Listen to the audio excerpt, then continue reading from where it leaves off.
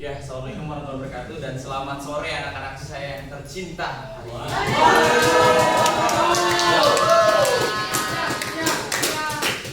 Luar biasa sekali anak-anak saya, sangat semangat ya. Jadi sebelum kita mulai pembelajaran hari ini, saya mau tanya dulu, siapa di sini ketua kelasnya? Ya, Romo. Nah, Romo, teman-temannya yang hadir ini lengkap apa ada yang izin gitu? Ada yang tidak ada. Iya ya, Ada yang apa? tidak ada, Pak. Siapa tuh kalau boleh tahu? Okan tadi, Pak, sesuai kayak Okan. yang dibilang tadi apa nih? Jatuh di WC, Pak. Jatuh dari WC. Dia jatuh di WC. Kepleset, Pak. Kepleset.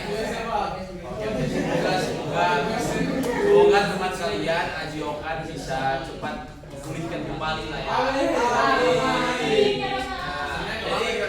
Jadi sebelum kita mulai pembelajaran hari ini, lebih baiknya ketua kelas silakan memimpin doa.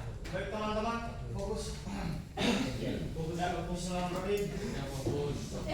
Sebelum kita mulai pelajaran kita pada hari ini, baik kita berdoa menurut agama dan percayaan masing-masing. Berdoa dimulai.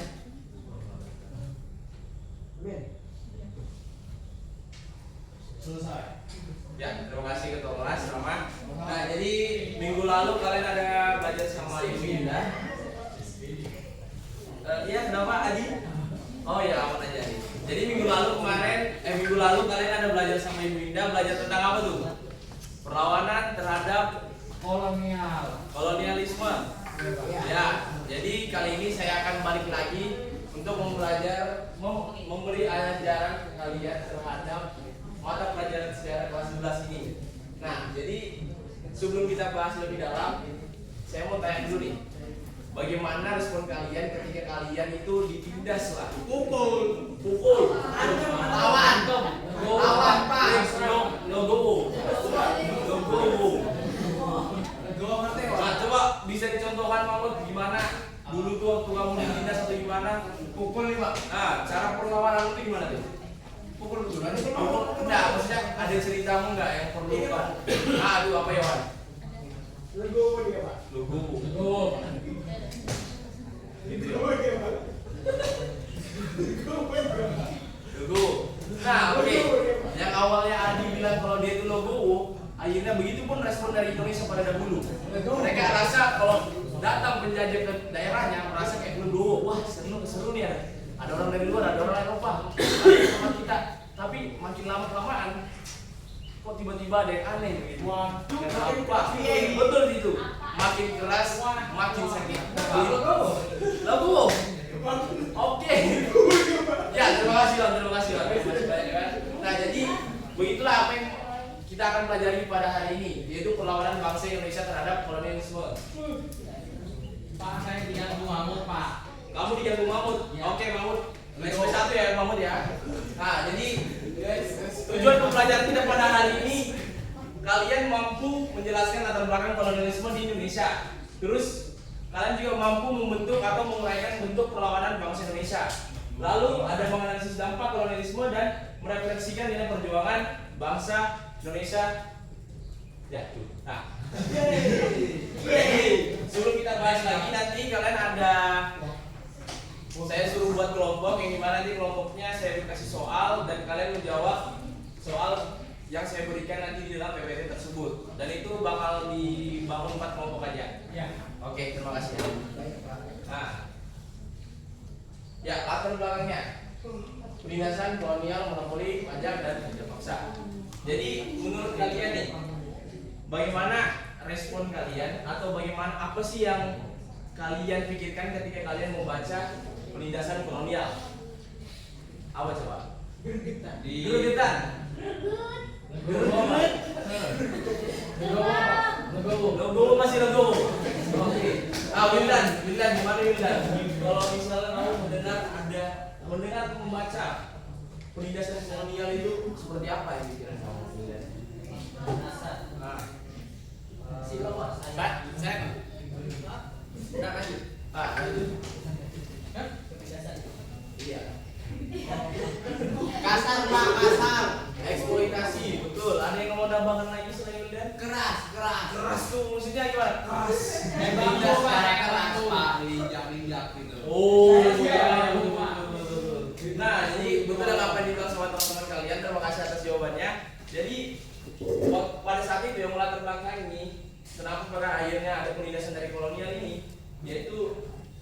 mereka ke sana dengan memonopoli dan memberi paksa, maksudnya memaksa Indonesia untuk membayar pajak, dan secara nggak langsung mereka juga membuat sistem yang dimana sistemnya itu kerja rodi, dimana mereka itu kerja tanpa diupah atau biasa dibilang ya kerja rodi. Nah. Terus kedua ada campur tangan politik kerajaan, yang dimana VOC pada saat itu mereka mengatur bagaimana sih atau mengikut campur masalah politik dari kerajaan-kerajaan yang telah dibangun pada saat itu. Lalu ada rakyat melakukan perlawanan. Nah, rakyat melakukan perlawanan itu karena apa? Karena ditindas, Pak. Betul sekali. Terima kasih kamu, terima kasih Galang, tepuk tangan untuk kita semua. Jadi betul apa yang kalian bilang dan teman-teman semua bilang. Yang tadi awal saya bilang kenapa akhirnya rakyat melakukan perlawanan, karena mereka udah lelah dan udah merasa resah. Kenapa sih?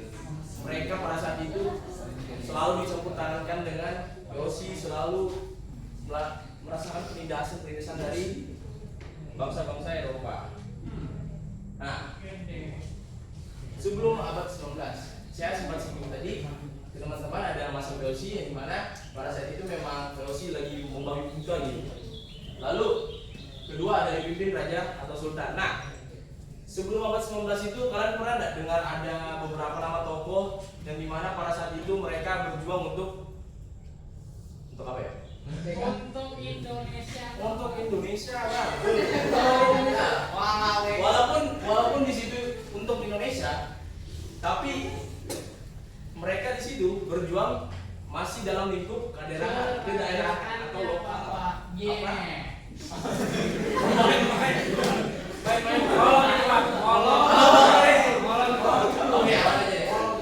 Nah, jadi saya mau tanya nih ke siapa ya? Atsal. Menurut kamu apa yang kamu tahu tokoh-tokoh yang pada saat itu sebelum abad 19 mereka itu ngapain aja gitu? Dan kalau bisa nama tokohnya juga. Oh, berarti waktu masih perjuangannya kedaerahan. Iya, betul. Ya, contohnya Imam Bonjol, Pak. Imam Bonjol Di Sumatera. Ya, dia mimpin tahun Mas.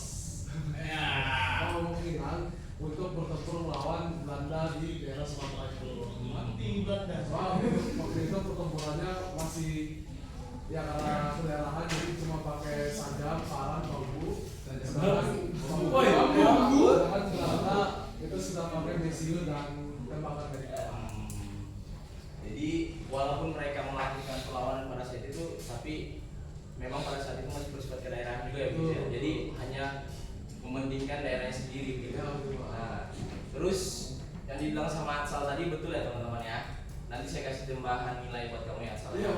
Jadi teman-teman bisa contoh lah bagaimana Atsal ini bisa memberikan jawaban yang sangat detail. Jangan main lagi ya dia gitu ya. Oke. Ya diam aja. Oke, tak apa-apa, aman aja. Ya. Jadi, secara tidak langsung yang dijelaskan sama Atsal tadi dengan senjata-senjatanya apa segala macam, mereka itu perangnya langsung menggunakan strategi terbuka. Maksudnya strategi terbuka itu seperti apa? Coba jawab, Ica. Selesai itu Ica, selesai. Dan dengan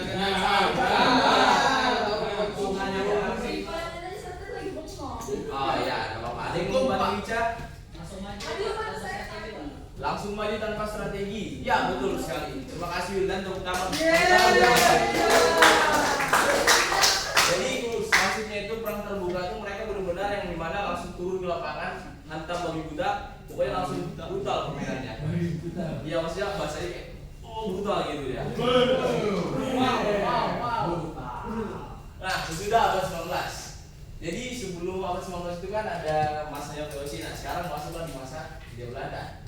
Terus di sesudah abad 19 ini mereka itu sudah melibatkan rakyat luas. Walaupun memang terbilangnya melibatkan rakyat luas, cuma di sini memang sifatnya lagi-lagi masih bersifat kedaerahan, belum nasional gitu. Terus di sini juga mereka itu sudah melakukan strategi yang baru gitu, yang dimana mereka memakai strategi gerilya dan perang besar. Nah jadi menurut kalian Yowan main HP oke? HP-nya sih Yowan. Oke Pak, oke Pak. Nah, ya, jadi ini ya, Coba sebutkan satu tokoh dan dari mana? Ya, Angel. Oke, sudah. Hah? Oh iya, ya silakan. Siapa yang mau menjawab tokoh dan dari mana tokoh itu berasal? Sultan Hasanuddin. Ya, Sultan Hasanuddin itu terbilang benar, cuma mohon maaf Galang, Sultan Hasanuddin itu sebelum abad 19 dia. Wah, ini Pak. Kenapa tuh Rama? Yen. Tuna Dien. Ya. Mungkin bisa dibantu Rama dan Galang, ada lagi yang jawaban lebih. Siapa? Jenderal Sudirman. Jenderal Sudirman. Nah, dari mana tuh dia?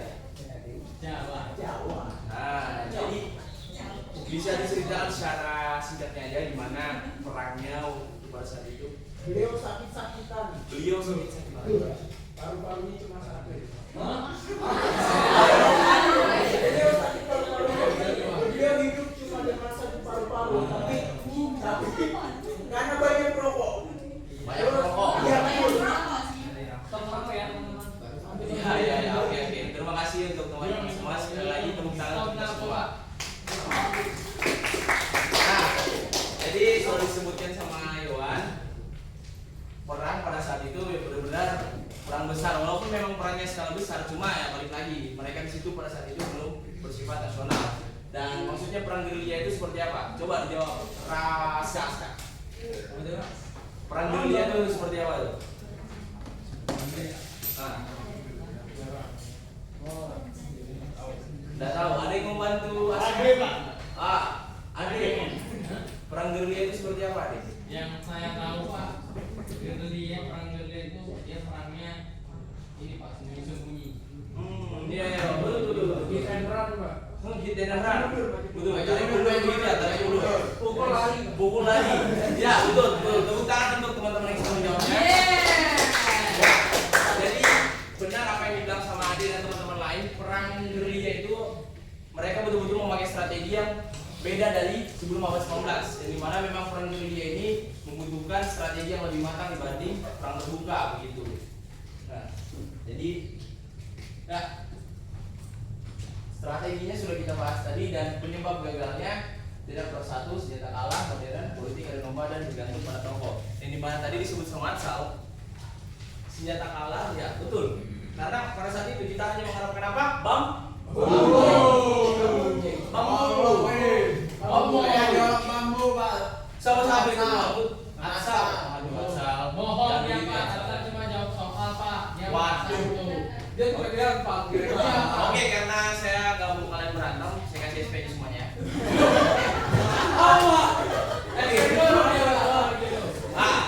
Nah, penyebab gagalnya juga selain senjata yang kurang modern, mereka di situ tidak bersatu. Kenapa saya bilang tidak bersatu? Ya, balik lagi sebelumnya kita bahas tadi, apa? Masih bersifat kedaerahan. Nah, betul. Dan ya, politik adu domba. Jadi mana juga kita bahas juga tadi di awal. Kalau pada saat itu penyebab kegagalannya mereka gampang dari domba begitu. Atau ada yang bisa tahu bahasa kerennya adu domba itu apa?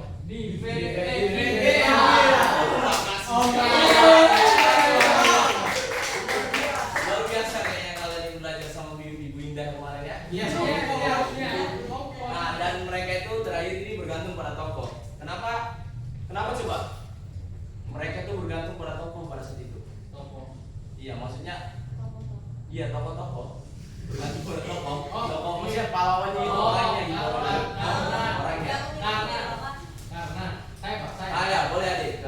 Karena mereka takut Pak, dan juga mereka kebanyakan tidak terpelajar. Jadi para tokoh-tokoh yang memimpin biasanya adalah orang terpelajar Pak. betul. Tepuk tangan untuk Harna. Betul apa yang dibilang sama Ade.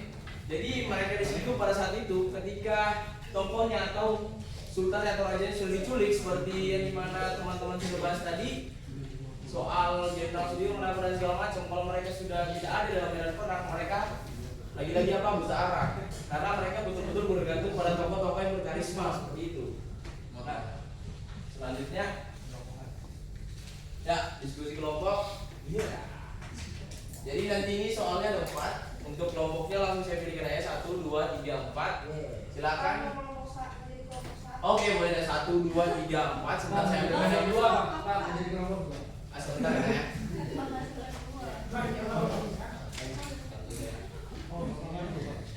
Iya Pak. Barang tidur Pak.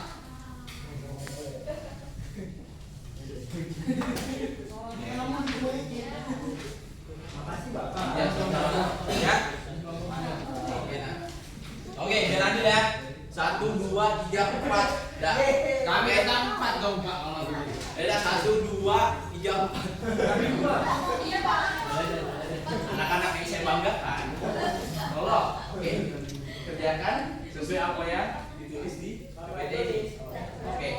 Saya kasih waktu 5 menit ya. 5 menit.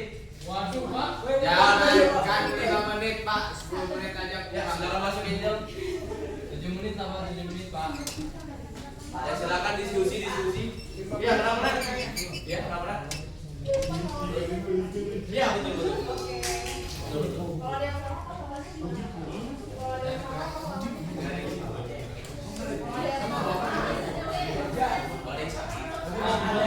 Ini, oh iya, ini anak-anak sekalian semua ya, anak-anak. Kalau pelatihannya anak-anak, ini bukan 4 soal yang harus kalian jawab, justru ini soal 1, 2, 3 dan 4. Ini 3 Pak. 1, 2, 3, 4. Oh gitu. Saya suka sama kalian, jadi saya tahu kalian bermanfaat. Oke? Yes, terima kasih nama. Silakan kerja, yang kerja tangan dan mulutnya.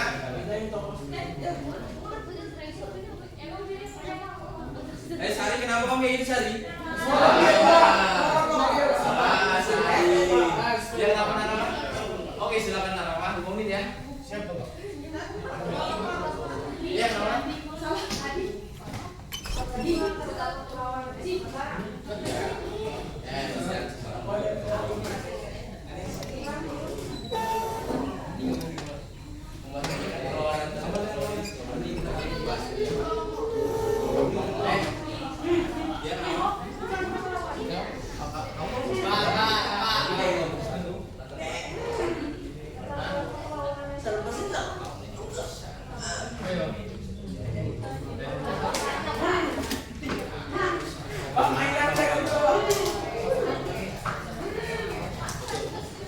Ya Pak, ya Pak, ya.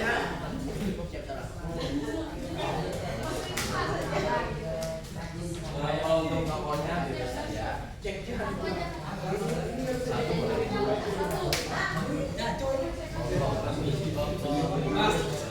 Pak, kasar. Ya, 5 menit. Pak ada yang ngomong kasar Pak. Oh, sebentar dulu ya, teman.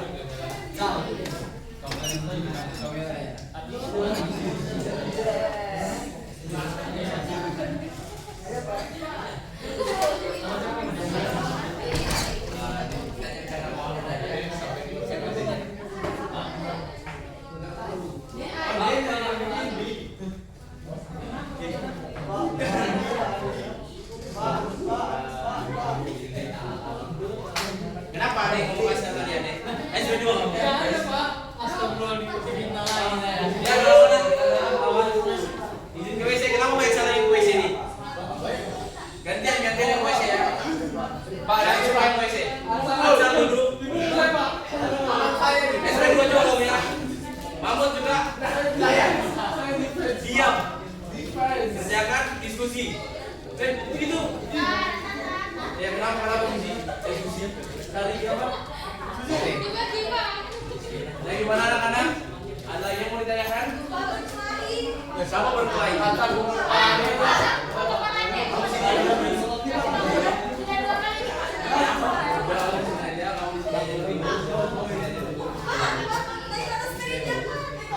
Siapa itu?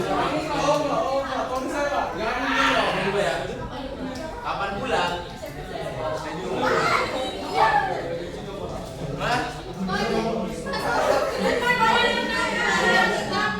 Oke, boleh silakan. Ya, anak-anak.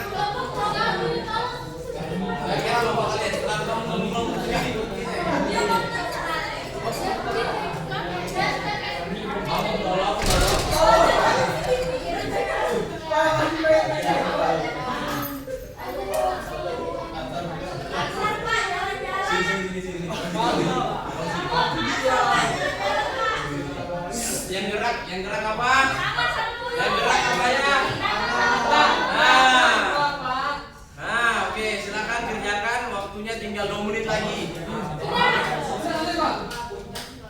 Apa kau bilang tadi? Asal kamu bentar lagi kalau misalnya masih begitu saya keluar lagi. Minta maaf Pak sama saya. Udah. Oke. Silakan maju satu orang nanti ya, perwakilan. Asal belum jelas. Kooperatif, oke, kooperatif. Oke, sampai belum selesai. Kelompok 1 udah selesai. Kelompok 2 juga udah selesai. Ayo contoh kelompok. Oke, kelompok 4 sudah selesai juga. Ya, 3 ayo. Ayo. Sudah selesai. Oke, silakan maju perwakilan kelompoknya satu orang satu. Satu kelompok 1. Silakan. Kamu diam masih. Ada yang mau di pojok sana kamu berdua. Mau? Ya, oke. Ya, sana betul. Kita. Mana kelompok sini? Oke, silakan maju.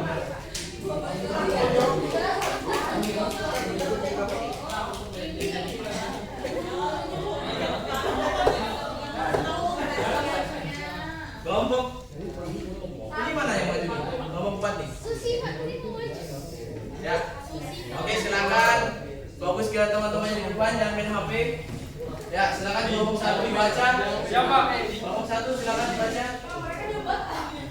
Ansal, Mahmud. Ada sana. Sudah di sana. Kalian cukup mendengarkan, oke? Kalian cukup mendengarkan, oke? Oke.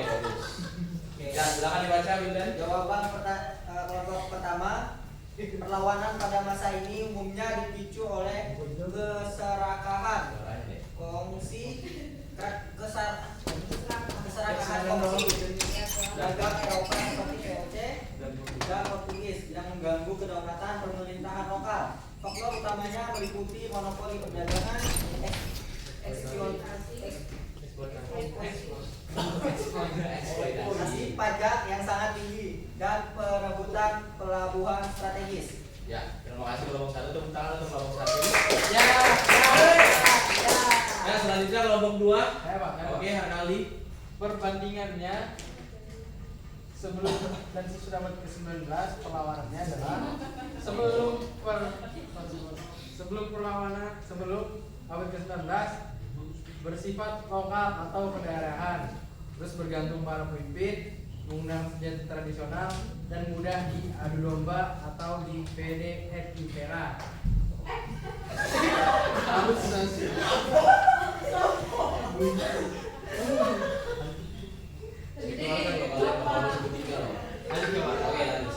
Lalu perbandingan sesudahnya bersifat nasional, dipimpin oleh golongan cendekiawan, perjuangannya melalui jalur politik atau diplomasi dan punya visi dan tujuan.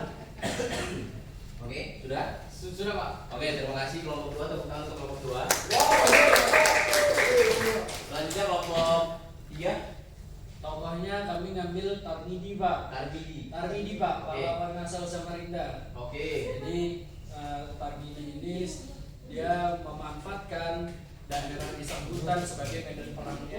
Jadi di Sambutan sekarang tuh masih ada kubu perlawanan. Terus dari Tarmidi Pak. Mungkin bisa kita jalan-jalan nanti ya, bakalan kita lihat ya. Yes, Betul.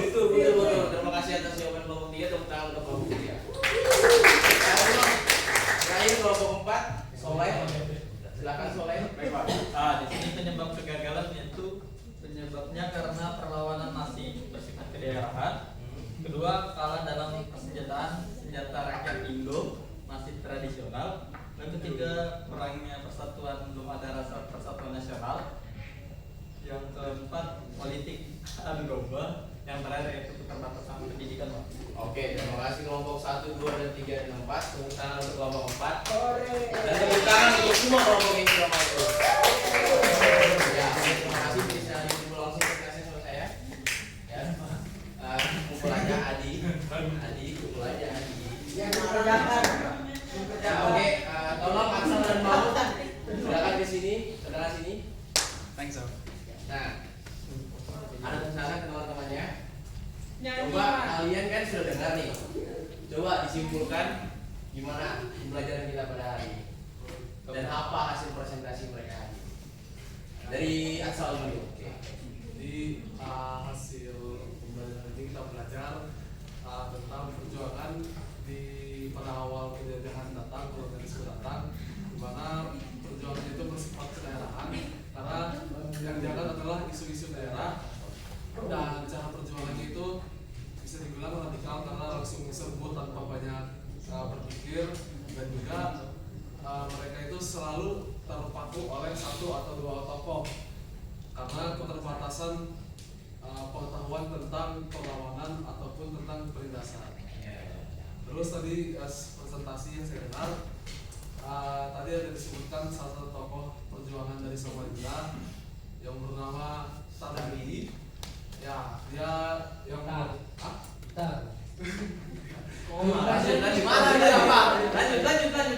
Tarmizi atau Itar yang lanjut di daerah Sambutan dan hingga saat ini masih ada peninggalannya di Sambutan sana. Gitu, Pak. Oke, terima kasih. Tepuk tangan untuk adik Ansal dan anak Ansal. Iya. Selanjutnya Bahtiar James. Bagaimana Pak? Sepakat gimana tuh maksudnya Ansal? Coba di. aja masih main-main. Sampaikan iya. Kamu saya sampaikan untuk kamu saya kasih 0. Oke. Coba simpulkan lebih singkatnya lagi dari Ansal. Ayo. Oh iya. Nggak tahu. Kalian Pak. Tenang. Jadi perlawanan bangsa Indonesia dari sebelum abad 19 itu dipimpin oleh raja dan sultan, bersifat masih kedaerahan. Lalu Nggak mendengarkan Pak. strateginya ada yang dari terbuka dan akhirnya ada yang jadi gerilya Pak. Perbedaan teknologi senjata yang digunakan pada saat itu Indonesia masih tradisional seperti batu, parang dan lain-lain. Sedangkan bangsa Eropa sudah pakai tembakan Pak. Terima kasih. Oke, terima kasih tepuk tangan untuk Ansal dan silakan balik ke tempat duduknya. Oke, jadi untuk teman-teman semua bisa dicontoh Bahtiar dan Ansal walaupun mereka memang berbuat salah atau berbuat yang di luar kooperatif gitu, mereka tetap mau mendengarkan. Oke, jadi apa yang disimpulkan dari Bahtiar James dan Ansal tadi benar bahwasannya kesimpulan pada hari ini kita belajar untuk walaupun memang ada penindasan dari apa yang kita rasakan bukan berarti itu kita harus runtuh pada saat itu. Dan apa yang harus kita lakuin yaitu berlawan. Dan dari perlawanan tersebut, walaupun memang Indonesia pada saat itu masih bersifat kedaerahan, dari mereka tidak pernah berpikir bahwa itu bukan halangan untuk Indonesia merdeka. Betul itu Adi, Ahmad Rabani. Jadi mungkin sekian saja pelajaran kita pada hari ini. Kurang lebihnya mohon maaf. Saya tutup dan terima kasih anak-anak. Semoga kalian sehat-sehat selalu. Dan saya tutup. Wassalamualaikum warahmatullahi wabarakatuh.